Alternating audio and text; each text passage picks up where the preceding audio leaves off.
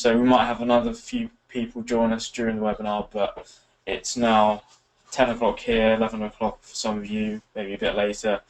So I think we'll just get this underway. So for those of you who don't know, I'm John and this is Xavier. And I'd like to start off by thanking all of you for turning up to this webinar. And hopefully, as you know, this will be addressing creating hubs for young entrepreneurs. And we'll be saying how this can be used as a solution for youth unemployment across Europe. So this webinar is the result of research financed by an Erasmus Plus project, and it's called EuroHub. And this is a partnership of British, Slovenian, Greek, and Bulgarian organisations. So yeah, our aim with this presentation is really to plant a seed in your head. We want you to understand the problems of youth unemployment, but we also want you to recognize the need for creating local solutions. And these solutions can be done by anyone. Many different people have worked together to combat youth unemployment in their community. We believe that with this project and this webinar, we can give you a sense, an idea of how you can have an impact on helping the young community around you so that they can become economically independent. Because this webinar is about you, the listeners, we really value your participation, which is why at the end of the webinar, we'll have a discussion section and we will unmute everyone so we can all discuss together. And if you have any questions meanwhile, I think you can type in questions and we'll bring them up at the end of the exercise. Thank you. Okay, so looking at today's agenda, firstly, we'll look at the context of youth unemployment. So we'll be exploring the reasons behind it and what we think we can do about it.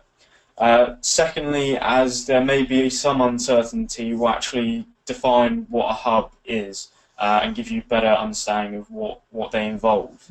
We'll then go through some simple models that we at Bridging to the Future have developed in order to make it easier for others to start and maintain their own hubs. So these models are the 5P model, which will help you create your hub, and then the 3Q model, which will help you quality assure the hub. And as Xavier has just mentioned, we'll end with a short Q&A session to answer any other questions you may have. We'll also be doing a short case study for actually implementing the 5Ps, and that will be based on an organisation known as Impact Hub. Cool. So firstly, we would like to introduce ourselves. So as we said, this webinar is a result of an Erasmus Plus project called EuroHub, but it's also a result of Bridging to the Future's work in the past 9 years. So we work for Bridging to the Future, and Bridging to the Future was founded by Duncan Chamberlain. Duncan Chamberlain used to own a chain of pubs across England. He sold those pubs to create an investment pot of money, an investment pot for startups, social enterprises, and young entrepreneurs across the UK and Europe. So BTF really started off as an investment company specialized in startups. However, we found that the people approaching Bridging to the Future all came from very similar backgrounds. So they were generally mostly white, middle-class British men. But we believed, and we still do believe, that self-employment and entrepreneurship should be open to everyone. So we then opened up the second branch of Bridging to the Future, and this branch designs, delivers, and tests programs to inspire, train, and advise more entrepreneurs. We aim to diversify the market and bring more young people, women, disadvantaged people, LGBT, and migrants to entrepreneurship and self-employment. And yeah, to do this, Bridging to the Future has set out several programs. Our programs are based on the principles of learning skills, sustainability, and reflecting our own business experiences. For example, one program takes an individual on a 4-step journey to take an idea into a business, into a growing business, and then into a sustainable business. In another program we coach students so that they can become social entrepreneurs and leadership coaches themselves for their classmates. In one school, they run a social enterprise through this program where they have an income of £40,000 a year. And finally, our investment side is still very active, but we like to think ourselves as coaches who can happen to invest too. So any investment that we do is always accompanied by coaching and training. So in addition to this, everything we do is related to our mission.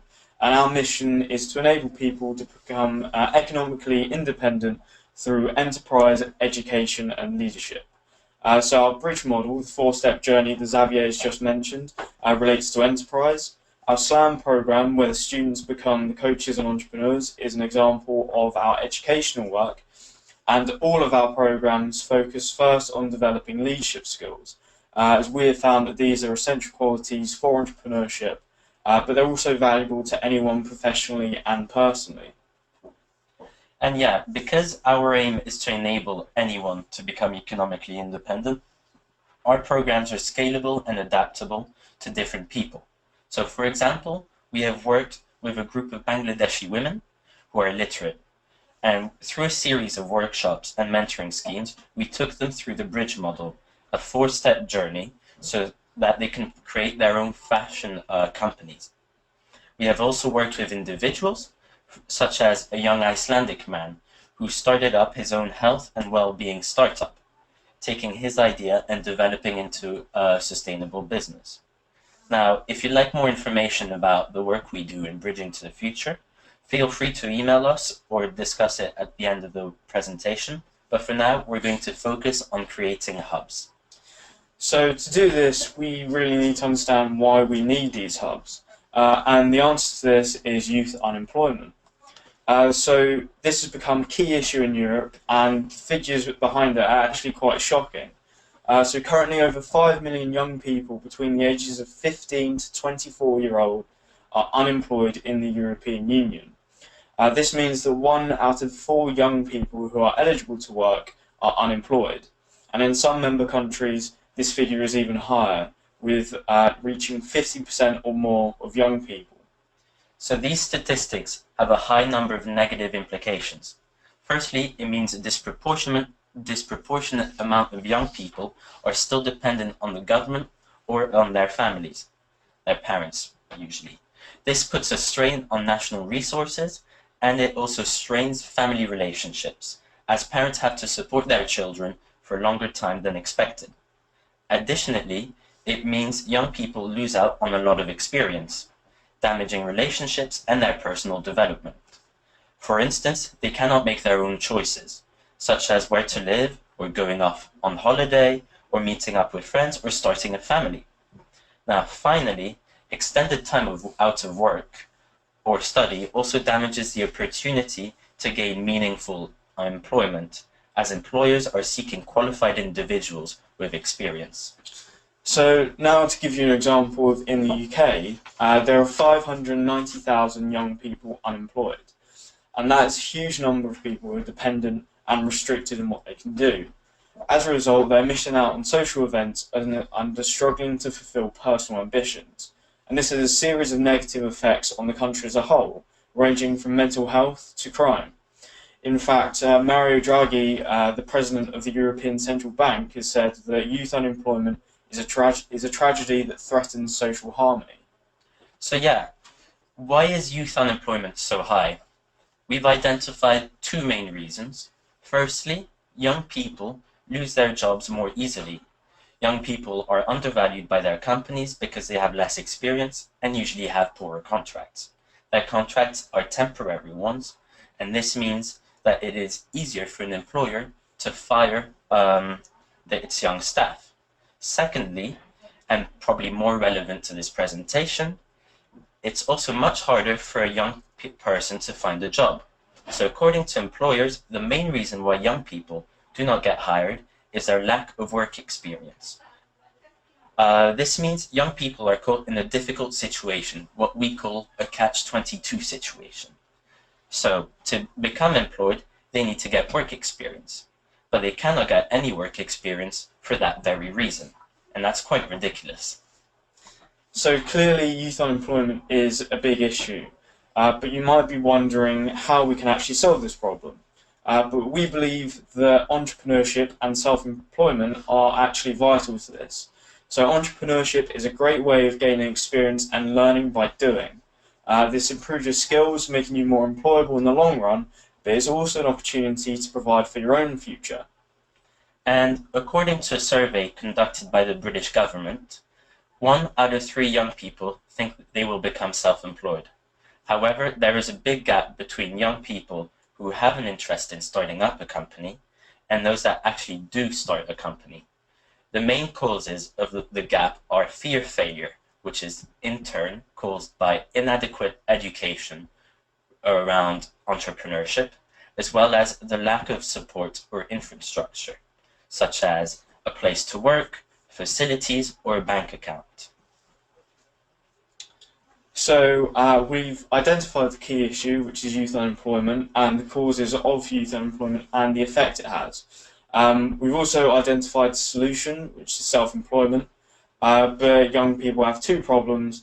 They lack the infrastructure and they lack the support to become self-employed. So how can we promote self-employment and help young people overcome these obstacles? We've actually identified hubs as being a way to do this. So using the model developed by BTF and further developed in the EuroHub project, the hubs can both provide the infrastructure and the support. This is also important to us as a company because it follows our mission of providing young people with the entrepreneurship and leadership skills to become economically independent. Now, having established that a hub is a necessary solution, you might be wondering, well, what exactly is a hub? So let's define what a hub is.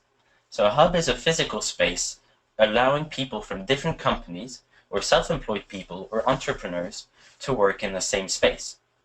Because you share with other people, it's usually a much cheaper alternative than working in an office. It is also more exciting than working from home, where you might be in your messy room, alone and in darkness. But a hub thus offers a solution to the infrastructure side of the problem. It offers a physical space for work. However, that does not solve the issue in its entirety. There are many co-working spaces in the UK and across Europe, and although they offer a space to work in, they are not enough to help out young entrepreneurs. So that is why a hub should be more than just a desk to work at. A hub must go further and add more value. A hub should serve multiple purposes within one physical location. For example, it should provide you with business incubation to let your ideas grow and develop as a business in a secure environment and a shared space with other people in similar positions to yourself.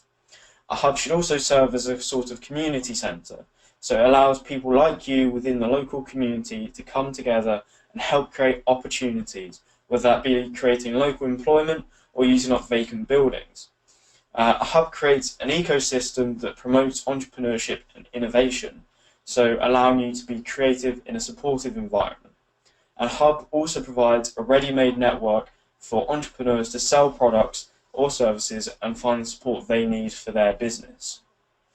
So, in other words, we can say that a hub should be a cheap co-working space, but also provides for a space to work and socialize, a program to help members develop, a community of like-minded individuals, and a host for events to bring together members both inside the hub and also outside individuals and organizations. So we hope this has kind of clarified why we want hubs to provide a physical space and also a supportive community. However, in order for it to provide those things, a hub needs solid building blocks to start from. And this is why we've designed a simple model that we can help create a hub that's everything that young people need to succeed. And this can be achieved by forming 5 key infrastructures, which we have termed the 5 Ps. So these are physical, people, purpose, payment, program, and payment. And we'll go through in each of these Ps with more detail and examples. So yeah, Bridging to the Future has identified that the first and maybe the most important P is the purpose infrastructure. We have based this on our social enterprise experience. The purpose is what drives the hub, attracts entrepreneurs and self-employed, and also creates a community. Purpose includes many things, such as the mission of the hub. What we mean by mission is what is the reason why the hub was created? What is the solution it tries to bring? Also, an important aspect is the focus of the hub. So who is the hub aimed for? Who will its members become? Now, the values of the hub are also important. What behaviors determine how the hub operates? For example, values can be of solidarity or of ambition, for example. Now, a hub must also be transparent, and by transparency, we mean a hub must be honest with its members on how it operates. Another important aspect of purpose is also its goals. Now, this differs to mission because goals have perhaps a more short-term focus. For example, one goal of a hub might be to attract 50 members in the next year. Now, a hub must also have its drivers, so what motivates the hub, and the hub must also look to the future. So what will the hub become? So these are what will define and ultimately guide every single aspect of the hub. It will affect how the hub looks, how it functions, and what kind of businesses will set up in its space. So the second P is the physical infrastructure, and this refers to what the space will actually look like. So there are many parts to consider in this because it will affect the overall success of the hub itself. For instance, the choice of location is very important. It will put people off becoming members if it's difficult to get to. Young entrepreneurs may not have access to a car, so you have to take into account how easy it is to get there by public transport, so bus or by train, or other means of transport. So also you need to consider, will there be space to park a bike, for instance? Similarly, will you provide things like tea and coffee in the space itself, or will you provide printing or shower facilities? These are all minor aspects, but will affect the overall experience of the people joining the hub, and so you need to make sure that you get it right. Additionally, as a hub is meant for all people, the building should also be accessible to all, regardless of disabilities. So therefore, you'll need to ensure that there are ramps and lifts to get up different floors, as well as a fully accessible toilet. Ultimately, the physical infrastructure should also reflect the purpose and values of the people or businesses in the hub itself. Now, the third P of our model considers the people within the hub. The hub revolves around two sets of people, the hub members and the hub operators. However, for a hub to be sustainable, we encourage that these two groups help each other out. Therefore, so we'll first talk about the hub operators. The hub operators are those that run the space. They are the ones who are in charge of the event and the growth and the maintenance of the hub. On the other hand, we also have hub members. Hub members are young entrepreneurs, the self-employed and startups that use the space. They work in the space so that they can establish and grow their business. Now, hub members should have an input into decisions concerning the operation of the hub, such as the programs that the hub will offer, or redecorating the space, for example. Now, similarly, hub operators should also be able to use the facilities provided by the hub. For instance, being a hub operator can be a part-time job, whilst they also focus on developing their own business. In many cases, this would be beneficial, as they would be then able to understand the needs of the members and could meet those needs better. For example, one member of Bridging to the Future is also a founder of a hub in Birmingham, in the West Midlands in the UK. However, he also works in the hub, and therefore he can better understand the requirements of its members. And being one himself, this enables him to address problems before they start to negatively affect the hub. So in order to fulfill the hub's potential as an engaging community and more than just a workspace, we emphasize the importance of offering a strong set of programs. This is the fourth P, and that's the program infrastructure. So we can broadly categorize the different programs run at hubs into three. So those by the hub, so for an example, an incubator or accelerator run by the hub operators themselves. Those with the hub, so events run at the hub in partnership with another organization that may be promoting a new product or service. And then finally at the hub. So this could be a networking event for members and non-members alike. The purpose of the hub will have a strong effect on what programs it offers. So for instance, if the hub was more focused on kind of tech startups and those kind of businesses, then the hub may choose to partner with an IT and engineering department of a local university and would use the hub space to run events there. Secondly, hub members should also contribute in developing programs. So they can deliver their own event to promote the work they do, or they can use use an event for feedback on a service or product they provide. This would help to create an engaging and dynamic community.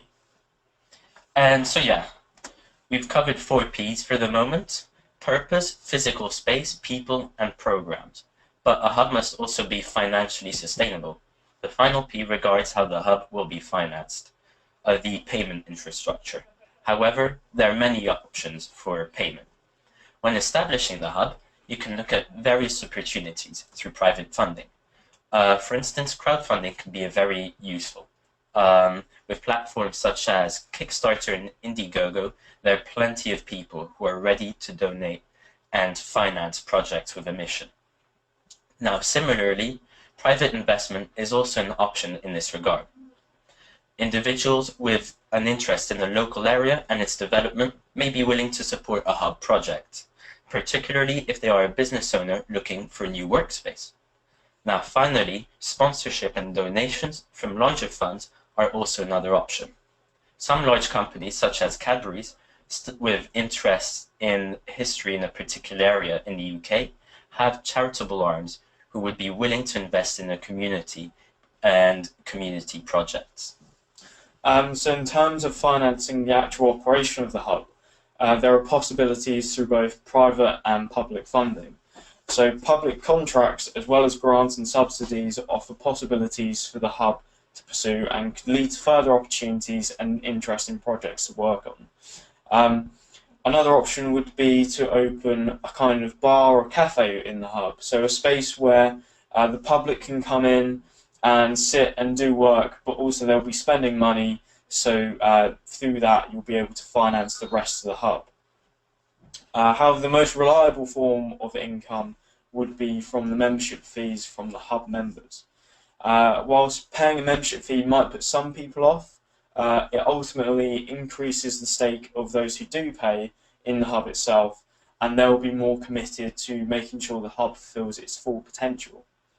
Additionally, for those with less money to spend, a tiered membership system would also allow different options depending on people's requirements. So, for instance, people who only work in the hub for kind of 50 hours a month should have to pay less than someone who uses the hub from 9 to 5 days a week. Yeah, the key to financing a hub is to make it independent. So becoming reliant on outside sources of finance endanger the hub and its mission. So for instance, grants and donations, they may seem like great ways to finance the hub, but they are ultimately unsustainable and in fact quite slow to get. So a hub needs to be able to generate its own income. This makes it self-sufficient and will also allow the hub to focus on making a physical space or the people and the programs and the purpose that the hub really wants without compromise.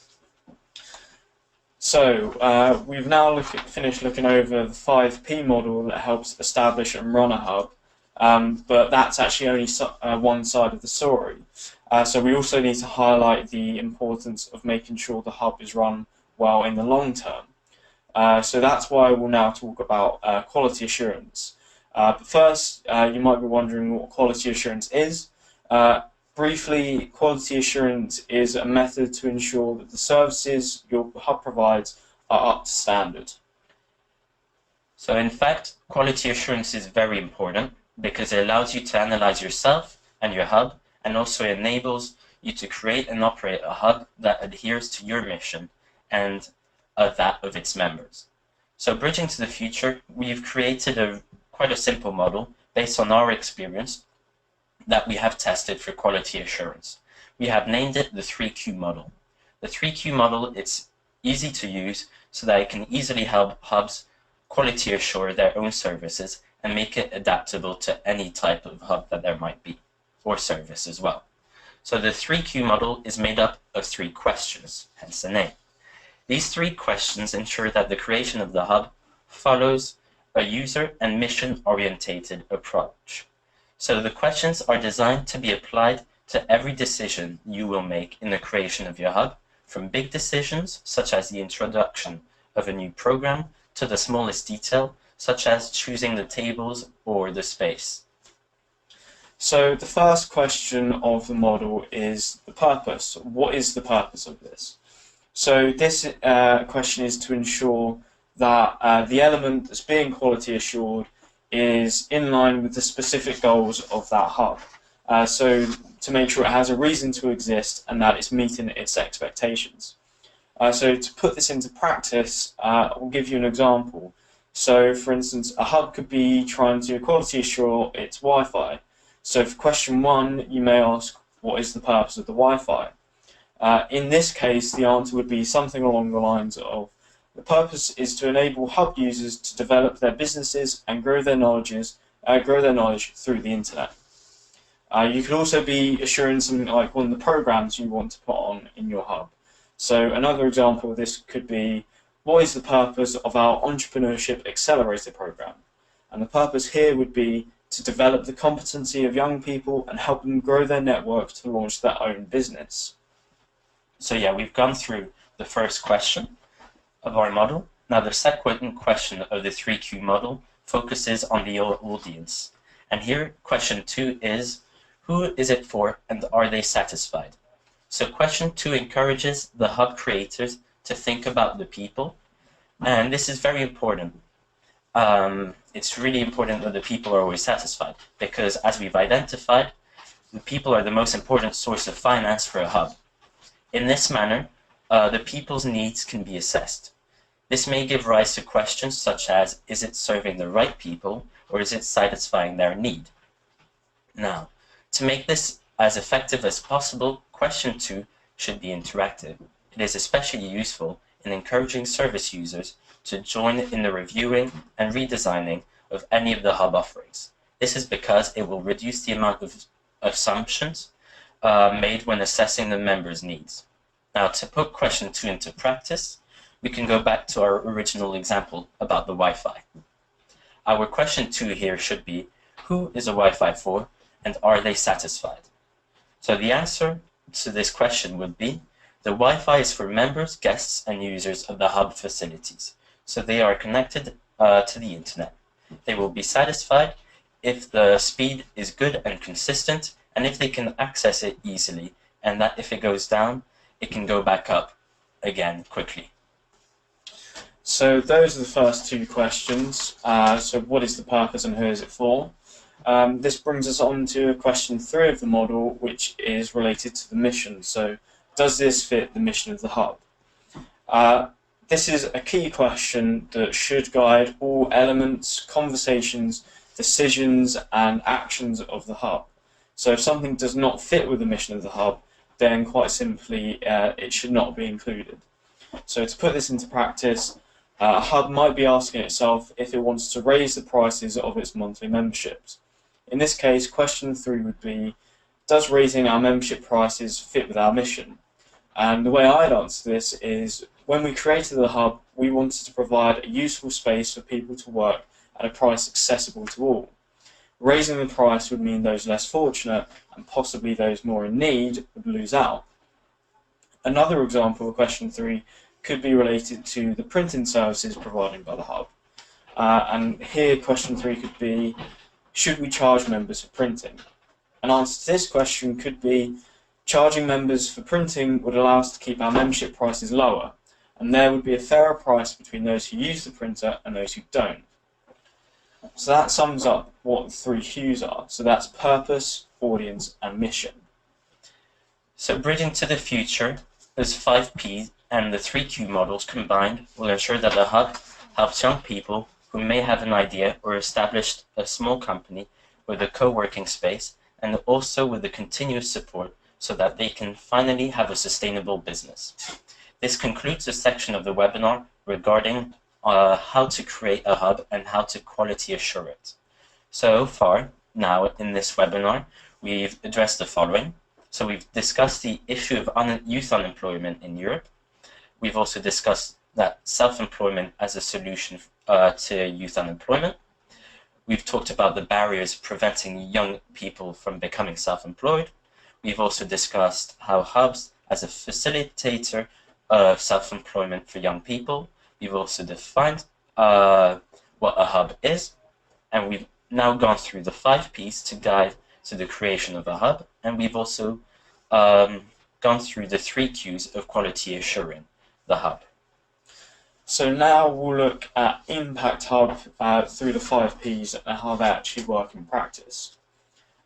So we're going to try and ground this webinar in reality by using a case study, and the case study is Impact Hub. So the first Impact Hub opened in central London in early 2005, and it's located on the top floor of an old warehouse, and it's a good example of the spirit of kind of grassroots entrepreneurship, where people see an opportunity where other people see something useless. So it was created by a group of young entrepreneurs who needed a cheap space to work in central London. Everything was built from scratch, and the space was designed to provide a collaborative environment in which people could work, meet, and learn within a modular structure. It featured leaf-shaped tables that everybody shares, a semi-open meeting room where users could hold workshops, a secluded library for quiet thinking, and a community kitchen where people could hold small meetings over lunch or coffee. There were no assigned workstations, so users would sit at a different desk every day and sit next to a different fellow user every day as well, every time they visited the hub. And the main idea here was to create a place people would meet by chance and develop relationships. So now the idea has spread and resulted in the emergence of a global movement to create impact hubs in more than 45 cities around the world. Now the community is rapidly growing in a way that is globally connected and embedded to the culture, the local culture. So each hub operates independently, but under the shared name of Impact Hub, sharing the same goal and social impact. The creators set out to create spaces that borrow from the best, such as a prototyping lab, a startup incubator, and an inspiring office, or also a learning space or a think tank. Now to create a unique an ecosystem for social innovation. Now spaces with all the tools and trimmings needed to grow and develop new ventures for sustainable impact by providing access to the right experience, knowledge, networks, and finance and markets. But above all, they are spaces for meaningful encounters, exchange, and inspiration, full of diverse people doing great things. So to put it in context with the 5 Ps, we'll start with the first P, which is of course purpose. So every Impact Hub shares the same purpose, which is at the heart of everything they do. They're about creating a space that is available to people who want to have a social impact through the work they do inside the hub. So each hub is very independent from each other and is completely self-orientated. However, they all share this main goal of social impact. Now, as well as the physical appearance of each hub, they are also unique and distinct. There are no 2 hubs that are the same, and this is a deliberate decision. The hubs are also a reflection of the purpose. So the hubs on the west coast of the US, for instance, are sleek and polished. reflecting the higher number of tech companies based in them. And on the other hand, the Impact Hub in Islington has a more shabby chic, let's call it, design and reflects its environment. So ultimately, Impact Hub is about people, and the decisions are made with the interests of the members and hub operators in mind. So they work together to create a pleasant workspace and are both equally influential in the decision process. So the hub operators are known as hosts, and they are responsible for greeting people on entry to the hub, as well as the general administration of the members. However, they also have the opportunity to use the space and the connections within it to work on their own projects. Similarly, members are able to use the spaces in the hub to organise activities based on their specialty, which could include lunchtime brainstorming sessions or morning breakfasts. The members are allowed and encouraged to become an ingrained part of the hub. This also leads nicely to how the Impact Hub addresses the fourth P, the program side. So each Impact Hub offers a slightly different program. It depends on a number of factors, such as the size of the space to put on events, the speciality of the people in the hub, both the members and the operators, and also it depends on the location. For example, is it surrounded by a number of universities or none? So events can be advertised across the Impact Hub network, and the space can be used by non-members for their own events too. So, for instance, Bridging to the Future, we're going to host an event in a few weeks' time called Feedback and Falafel, where we will promote our work and our EU work through a discussion and through having falafel for lunch. So finally, each hub chooses its own prices, and this is because each one offers something different. So it's decided by the individual hubs themselves, and they take into consideration all of the other factors such as location and facilities. How generally the prices in Impact Hub tend to be a bit cheaper than at other places because of their mission of social impact. So they even include that in the pricing structure as well. Each hub is financially independent, and they're able to generate enough income to support themselves and keep true to their mission. So, yeah, we hope this has cleared up the 5 Ps and how they work in reality. And that just about wraps up our webinar today on the 5P model and the 3Q model for quality assurance, as well as a extensive case study. Now, we really hope that you enjoyed it and found it interesting and useful. So we hope that we, Bridging to the Future, and John and I, can help you adapt these solutions to the youth in your communities. So now I'm going to unmute everyone, so we can. So if you have any doubts about what we spoke about, you can ask questions or raise any issues. This might take a while. We've got to do each one individually.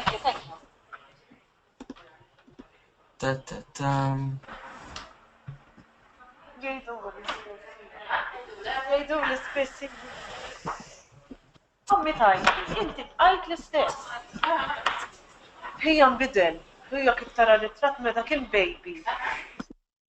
Mbagħad kellu 16 u issa li għandu 24 inbidel tgħidha mhux.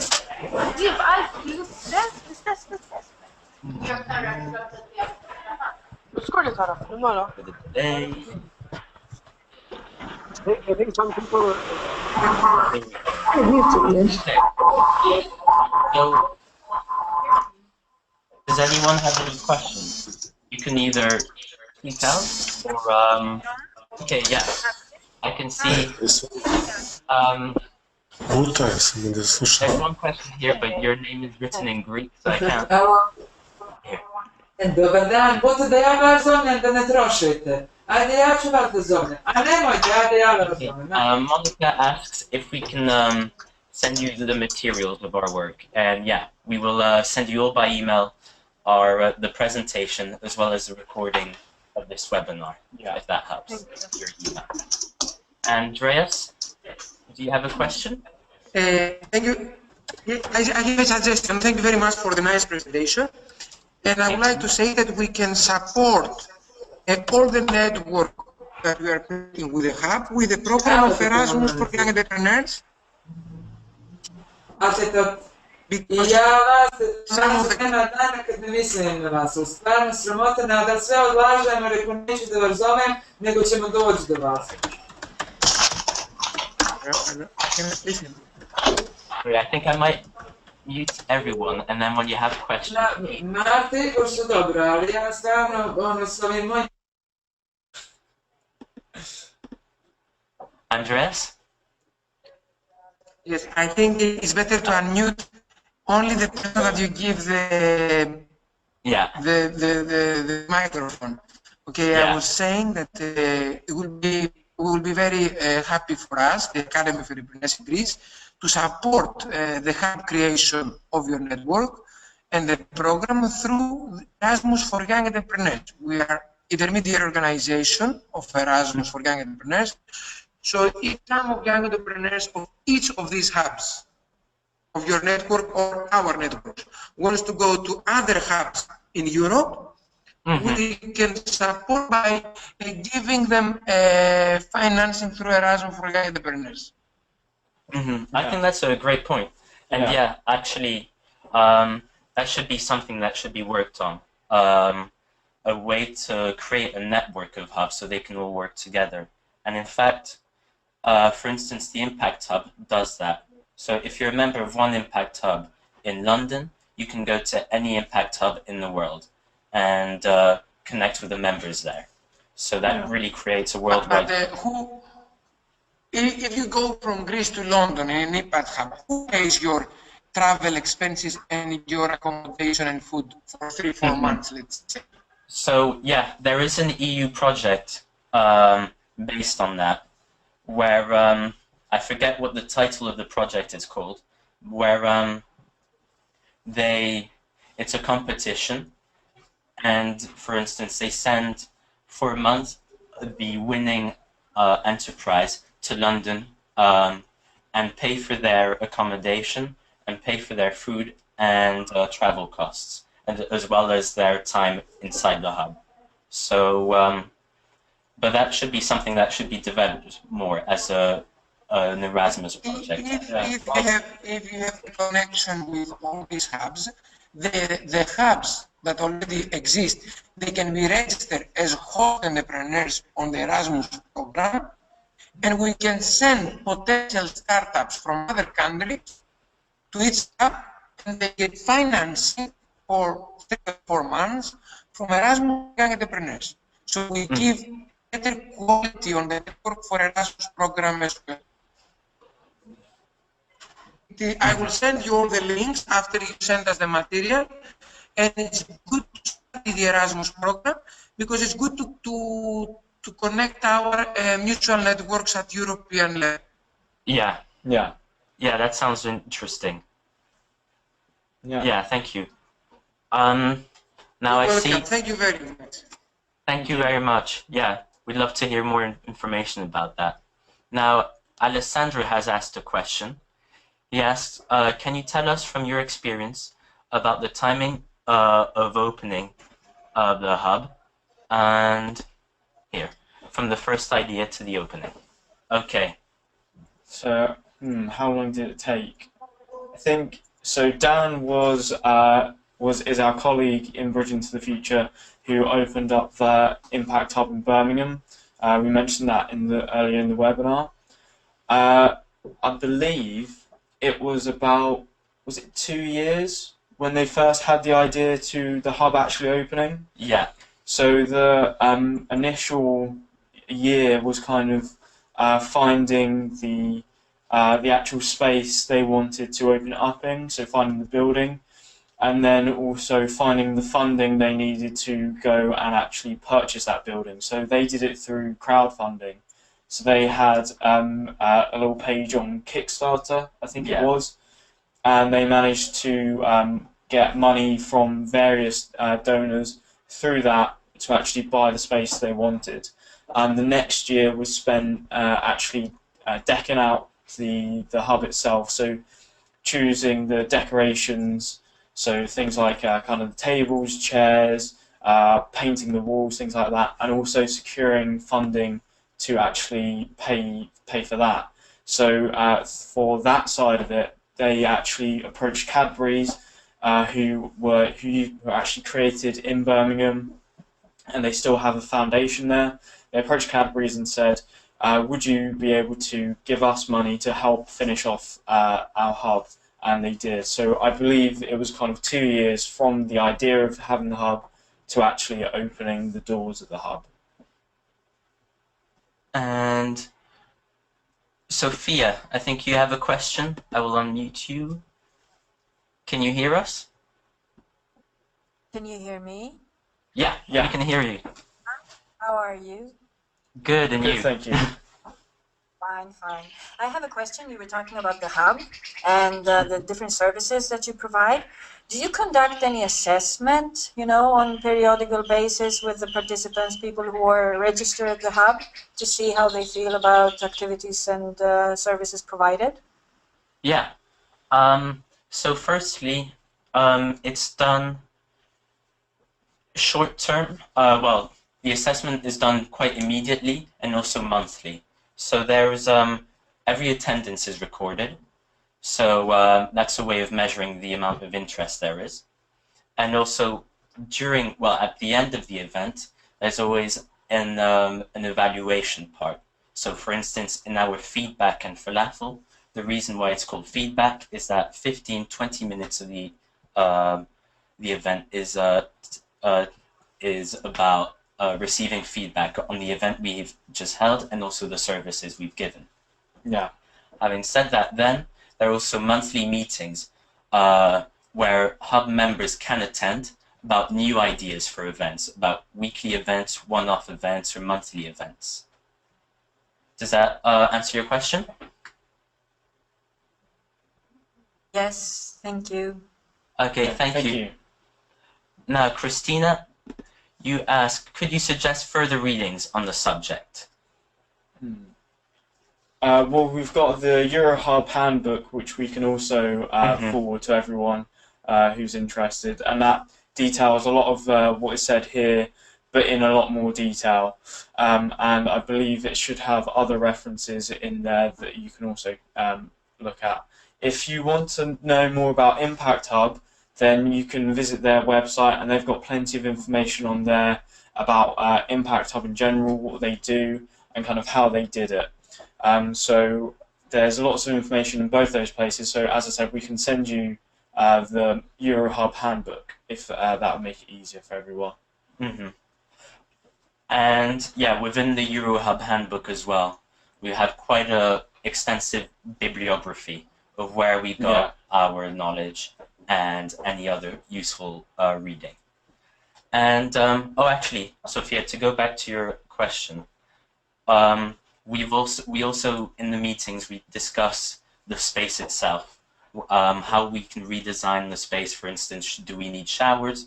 Do we need a microwave? It can be from the smallest detail to something more important. So yeah. Does anyone have any other questions?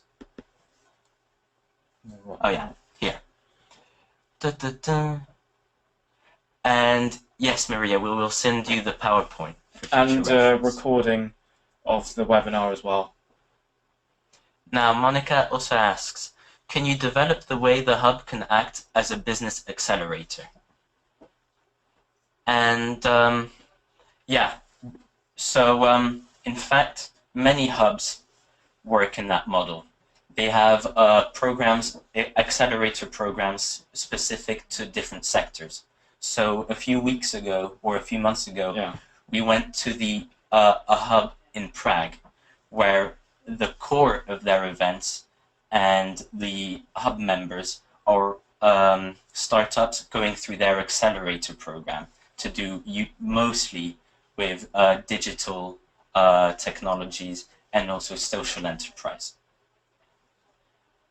And then the hub, what they do as well, they can finance the projects themselves, but also act as a matchmaker. So the hub will get the bigger corporations to create an investment pot for these startups. Does this answer your question, Monica? Hello, Monica.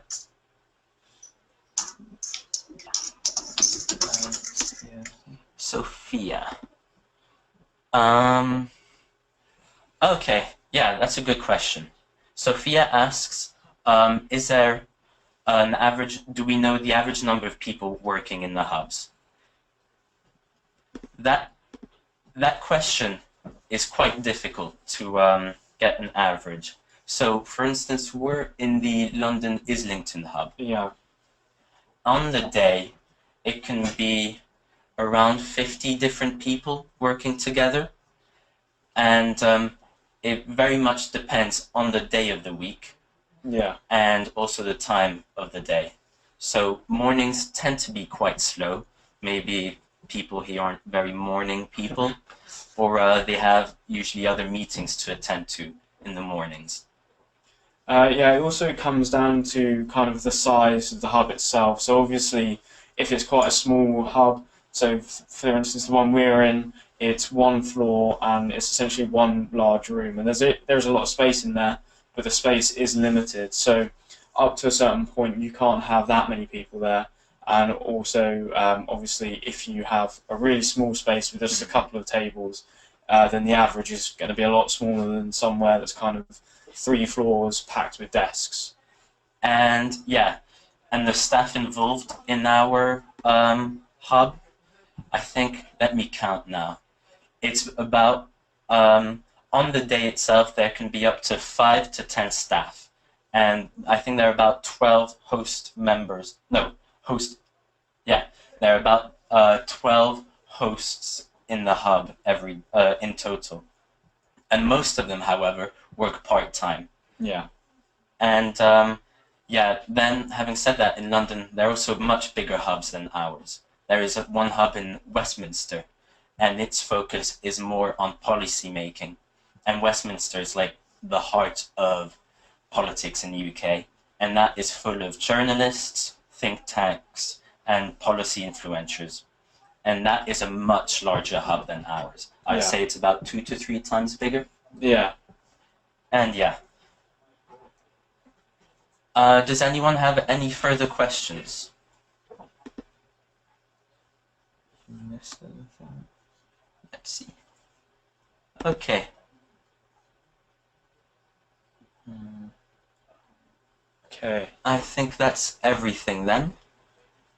Well, thank you all for attending.